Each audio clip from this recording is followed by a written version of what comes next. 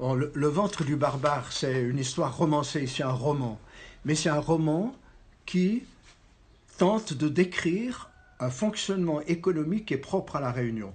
Nous sommes dans une économie de comptoir. Ce qui me frappe, c'est qu'aujourd'hui, tout le monde, et quand je dis tout le monde, je parle du sommet des hiérarchies, je parle même du président de la République qui est passé ici, tout le monde donc s'ingénie à critiquer les lobbies et les monopoles. Eh bien, le ventre du barbare, qui décrit le fonctionnement des monopoles, il est paru en 2014. J'ai le sentiment que c'est un bouquin qui est un lancement d'alerte et qui est un précurseur de ce que les gens disent de manière générale aujourd'hui. Alors, il décrit un fonctionnement économique réunionnais qui est une économie de comptoir. C'est-à-dire, on a des systèmes, des instances qui font du pognon, les lobbies, les monopoles, qui font de l'importation et de la distribution.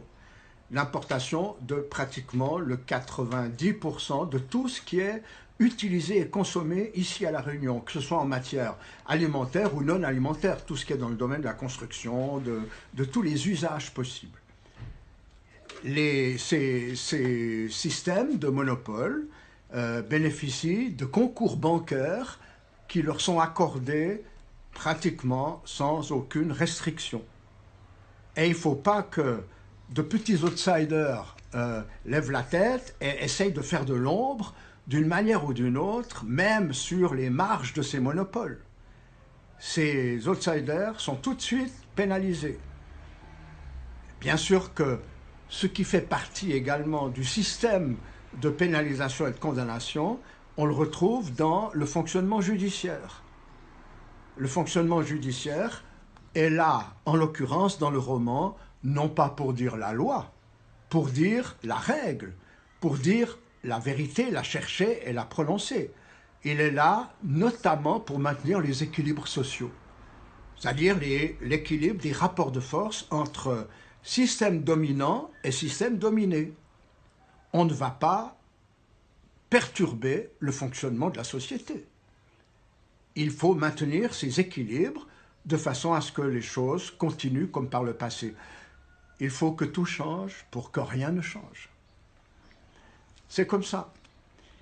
Et ce qui maintient ce qui cimente ce trépied entre un système judiciaire en partie en collusion avec le système économique qui prévaut et le système bancaire qui l'alimente, eh bien, ce qui cimente tout ça, ce sont les réseaux multiples qui sont à la fois professionnels, socio-professionnels, plus ou moins philosophiques, avec des gens qui y trouvent et y développent leurs intérêts propres. Enfin, c'est comme ça que les choses se passent. Donc, le ventre du barbare décrit ou tente de décrire ce fonctionnement de manière romanesque en s'appuyant sur une réalité vécue, une histoire vécue dans laquelle on se reconnaîtra, certains se reconnaîtront s'ils le veulent bien. Et puis, à côté de ce roman, qui, je pense, excite pas mal de passion, je me suis permis d'écrire sur un coin de table la même histoire qui a été illustrée de façon à en faire un album auquel ont accès les jeunes et les adultes, bien sûr, mais de manière un peu plus ludique encore. Voilà.